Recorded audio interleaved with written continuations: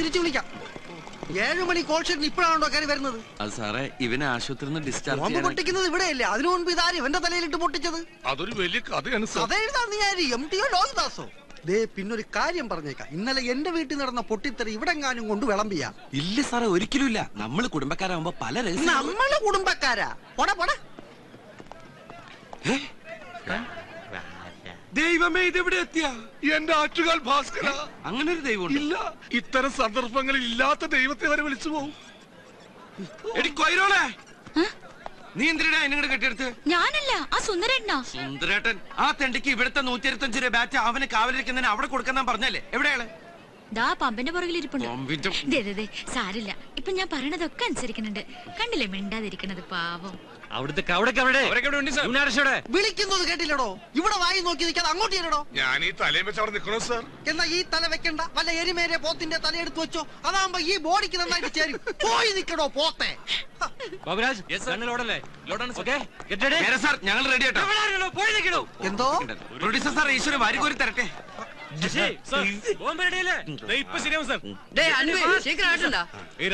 എന്നാ ശശിണ്ണ എല്ലാം റെഡിയാണ്. 3 സ്ഥലത്തും പെട്രോൾ ബോംബ് വെച്ചിருக்கு. 2 ക്യാമറയാ. എല്ലാം കറക്റ്റാ വെച്ചിருக்கு. സ്വിച്ച് പോട്ടാ പോത് വെടിച്ചിടും സാർ. അയ്യോ,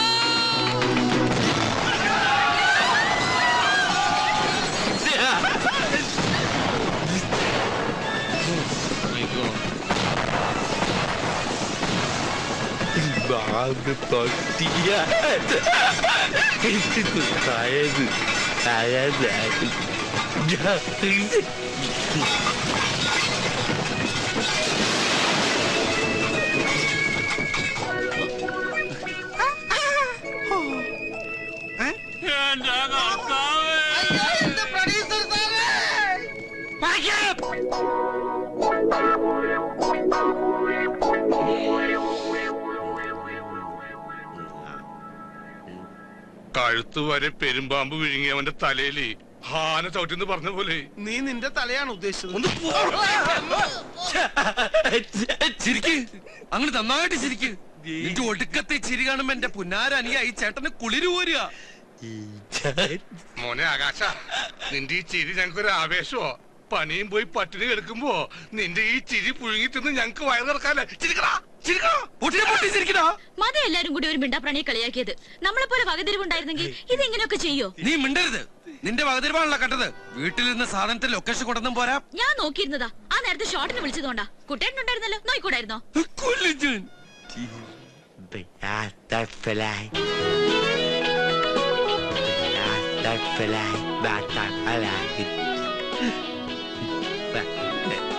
ബട്ടർഫ്ലൈ കൂടെ പറഞ്ഞിട്ട് പൊക്കോ. മര്യാദയ്ക്ക് ചുരുട്ടുകുട്ടി ചവിട്ടി പുറത്തെറിഞ്ഞ നിർത്തണുണ്ടോ? കൊറേ നേരായി.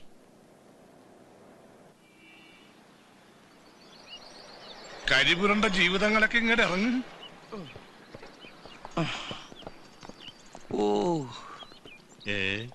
ഇതിലിപ്പോ ആരാ ആനന്ദക്കുട്ടൻ?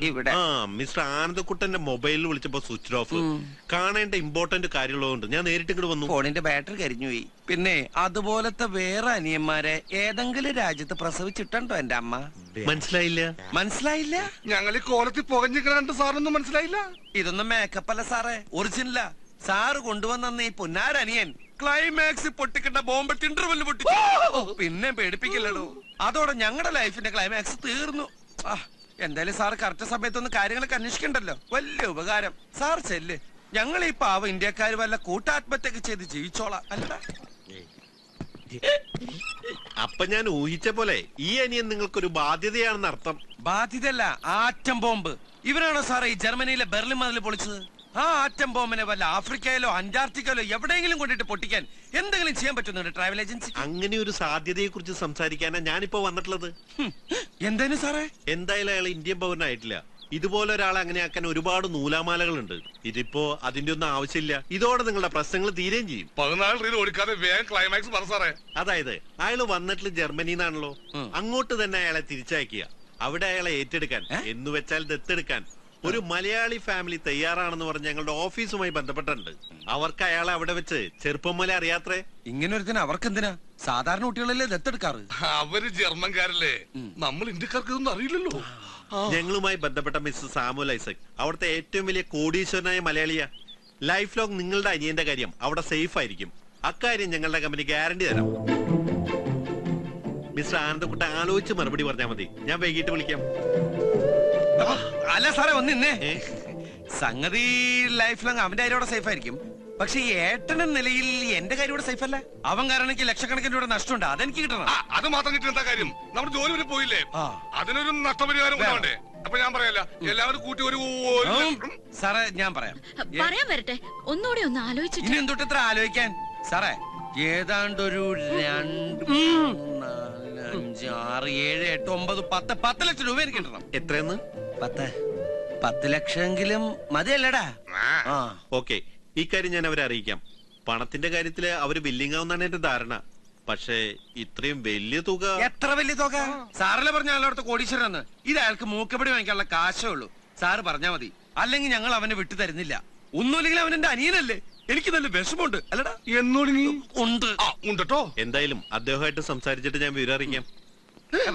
അല്ല സാറേ, ഇനിയിപ്പോ ഈ കാശിന്റെ കാര്യത്തിൽ അല്ലറ ചില്ലറ അഡ്ജസ്റ്റ്മെന്റുകൾക്ക് വേണമെങ്കിൽ ആവാട്ടോ. ഈ വക കാര്യത്തിൽ എന്റെ മനസ്സലി ഞാനൊരു മനുഷ്യനല്ലേ അല്ലടാ. അല്ലടാ ആണ്. എന്റെ കാര്യം ഞാൻ വേറെ ആളോട് ചോദിക്കണേ അല്ലടാ. ശരി, ഞാൻ നിങ്ങളെ വിളിച്ചോളാം. അല്ല സാറേ, ഏതെങ്കിലും പേപ്പറിൽ എപ്പോ ഒപ്പുണ്ടെന്ന് വെച്ചാൽ അപ്പം ഇങ്ങോട്ട് വിളിച്ചാൽ മതി. ഈ ഫോൺ ഇന്ന് മുതൽ ഫുൾ ടൈം ഓൺ ആക്കി വെക്കും. എവിടെ എന്റെ പുന്നാരനിയൻ? എനിക്ക് അവരെ കെട്ടിപ്പിടിച്ചൊരു ഞാൻ അന്നേ പറഞ്ഞില്ലേ അവൻ ജർമ്മനിയിൽ നിന്ന് വന്ന പച്ചക്കുതിരയാണെന്ന്.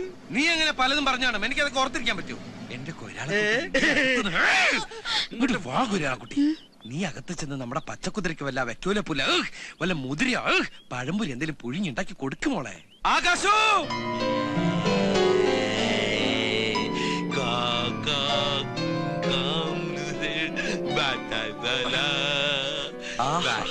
കേട്ടോടാ ഐശ്വര്യത്തിന്റെ സംഗീതം. ഈ ശുദ്ധ സംഗീതം ശ്രമിച്ച് ഈ ജർമ്മൻ സംഗീത സാഗരത്തിൽ തീർത്ത് നമുക്ക് അല്പസമയം വിശ്രമിക്കാം.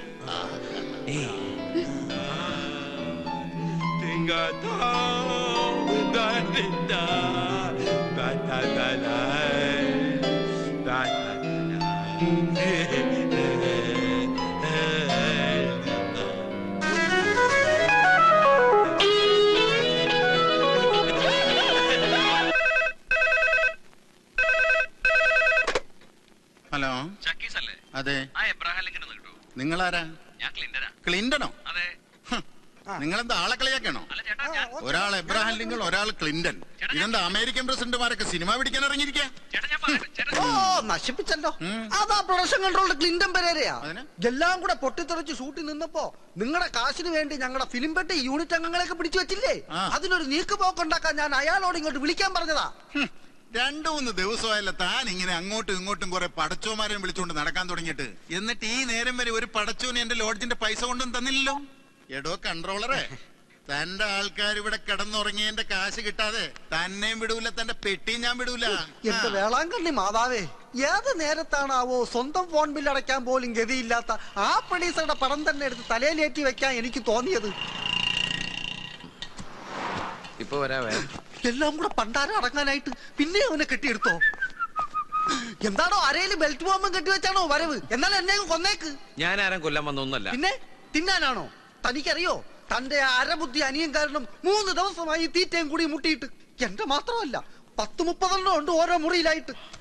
ആ അനിയൻകാരനുണ്ടായ നഷ്ടം ആ അനിയൻ തന്നെ അങ്ങോട്ട് പരിഹരിച്ച പ്രശ്നം തീരുമല്ലോ. ആ പ്രൊഡ്യൂസർക്ക് വന്ന നഷ്ടത്തിന്റെ വകയിലേക്ക് 2 ലക്ഷം. കള്ളനോട്ടൊന്നും അല്ല സാറേ, നല്ല ജർമ്മൻ യൂറോ മാർക്കറ്റ് കാശാ. മാതാവേ, ഇതിലെന്തോ കൺഫ്യൂഷൻ ഉണ്ടല്ലോ. സത്യം പറ, നീ ഏത് ബാങ്കാ കൊള്ളയടിച്ചത്? അപ്പം തിന്നാ പോരെ, തന്റെ പേട്ട് തല കുഴിയിലിട്ട് നോക്കണോ? തന്റെ കോപ്പം പ്രൊഡ്യൂസറോട് പറഞ്ഞേക്ക് ഈ ആനന്ദക്കുട്ടം വിചാരിച്ചാൽ ഇതുപോലത്തെ ഒരുപാട് 100ന്റെ കെട്ടുകൾ ഉണ്ടാക്കാൻ പറ്റുമെന്ന്.